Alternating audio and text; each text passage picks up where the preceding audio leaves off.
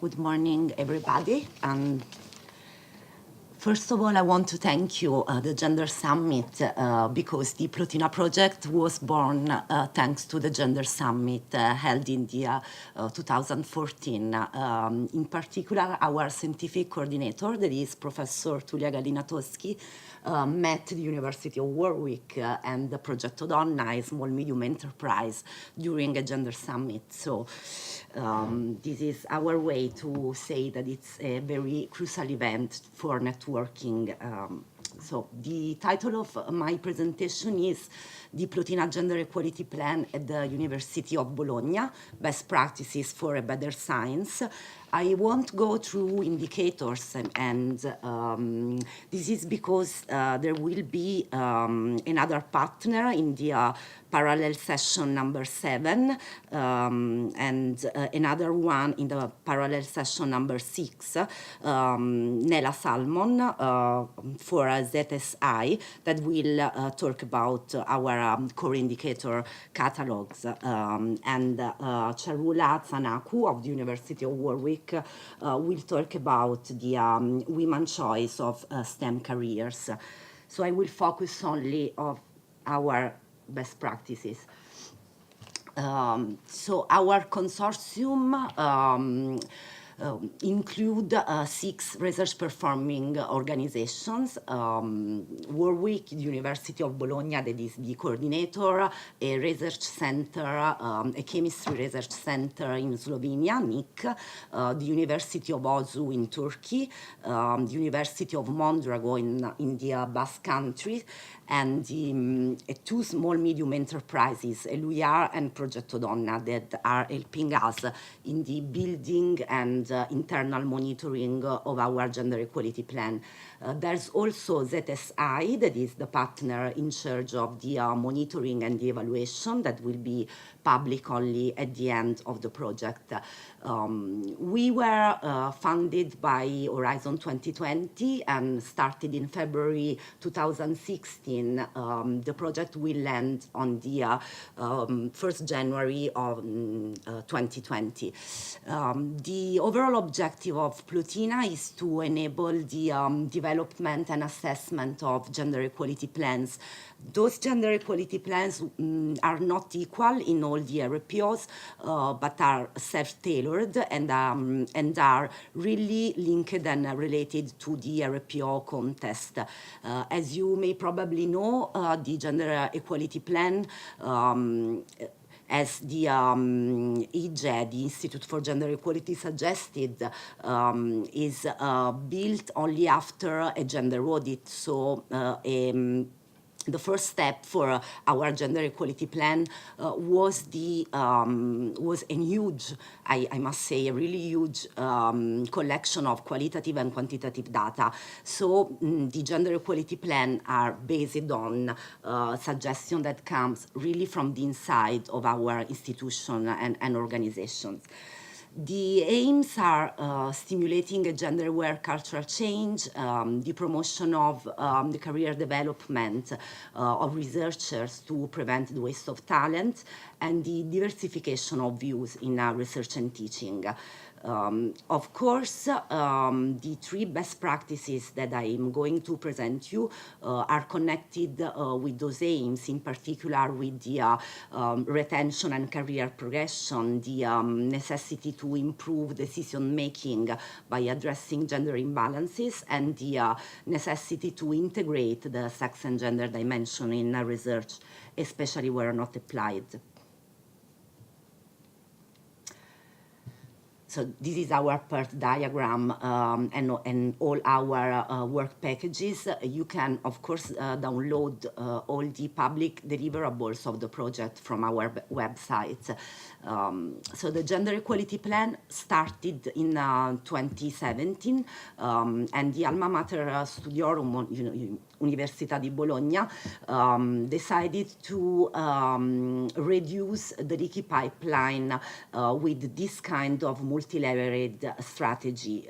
We think this is the only effective strategy that we can implement. So we are working on 5 different key areas, but the action that I'm presenting are relating to three key areas.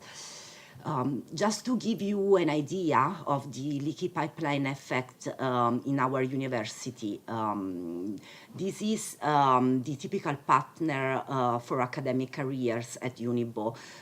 Here it's evident that the female predominance trend among students enrolled is inverted for the gender ratio amongst PhD students. But these numbers are fully reversed amongst researchers, full professor, and associate professors, where male predominance is clearly evident.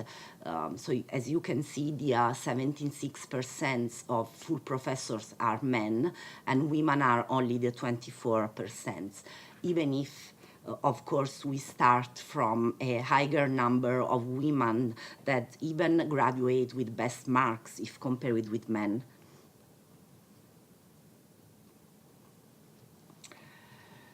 And those data comes from the gender audit, so the first step of our gender equality plan. So another kind of data gathering that we carried out is related to the key area 4, that for us is researchers and research. And here we decided to deliver a survey to all coordinators of research programs financed in 2015. And thanks to this survey, now we know that the majority of respondents do not disaggregate data by sex and gender and do not integrate those dimensions in research. So it's evident that there is a lack of awareness and sensitivity on gender and sex issues.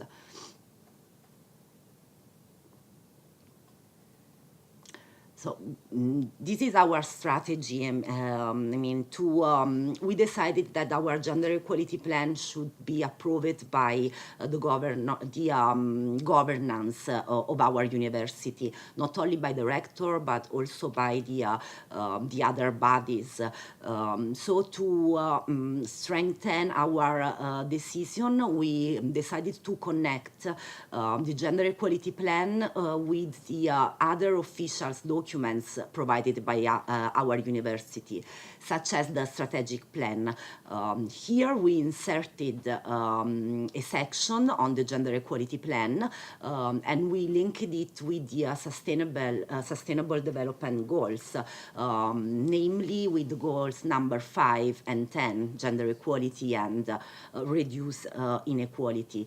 And in this way, we could obtain the approval of our rector and our governing bodies that right now are in charge of the implementation of the GEP.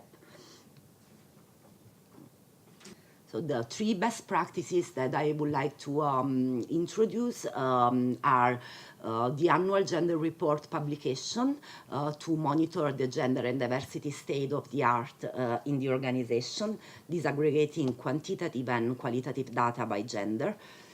The introduction in the internal research evaluation procedures of the consideration of maternity and parental leave periods, and the internal training seminars on the use of sex and gender perspective in research to foster the acknowledgement of its economic, social, and innovation value.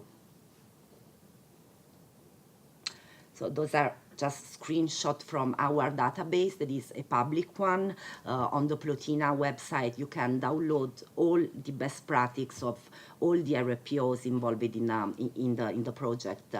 I would like to start with key area 4, researchers and research, gender equality and the sex and gender perspective. So the action that we planned was the provision of internal training seminars on the integration of the gender and sex dimensions. The expected outcome was the dissemination of a gender-aware research, and I must say that yes, we reach it, at least if we have to base our evaluation on the answers that the participants gave us after the seminars. But there's also an unexpected outcomes that, a new one, so I couldn't insert it into the PowerPoint presentation, but it's a good news that after those seminars that we provided in the 2017, we were directly asked by director of departments of law and management to organize other training seminars in their department. So it means that interest for those issues is increasing. So the first two training seminars were at the engineering school and the social and political science department. We could organize them thanks to a networking of different structures and different teams. For example, we worked with the Alma Gender IRT, that is a network including all the 33 departments of the University of Bologna.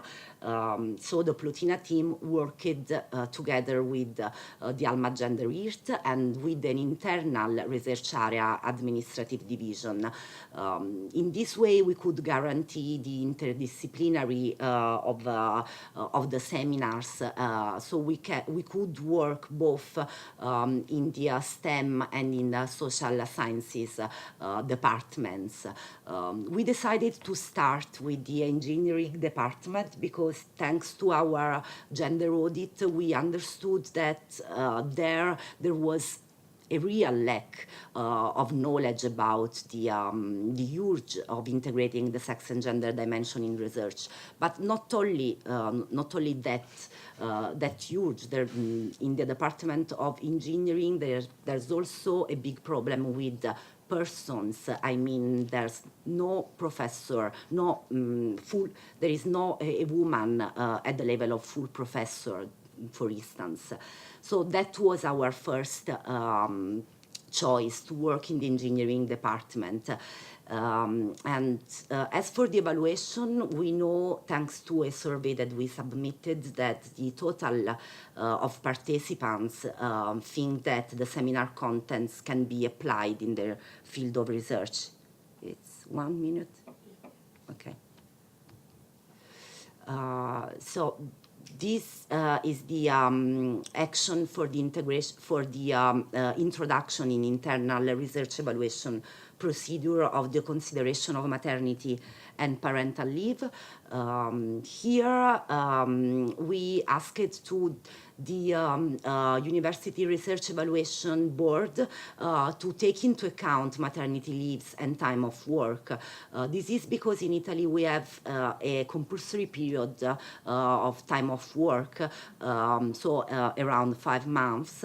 And in this period, of course, women cannot produce the same level of publications or cannot obtain the same numbers of patents if compared with men. So we asked to reduce the the expected outcome of scientific research for women, and we obtained it, of course.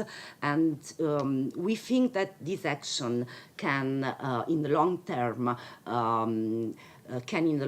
guarantee a more equal research evaluation system and also encourage men to take parental leaves. So it's a way to share caring responsibilities. The last one is the monitoring of the state of the art regarding gender equality. That is the gender report that I already mentioned, that you can download here. There's also an English version, so you can look at all the data about gender equality in the University of Bologna. Of course, our data do not show a university that is completely gender friendly, but we think that declare and show our lack on gender equality can be useful for address the the correct actions and to monitor and deal with critical situations. So just last thing, of course, it's a challenge to provide all this kind of data. So we could do it thanks to the existence of an office completely dedicated to the digital collection of data disaggregated by gender. Thank you.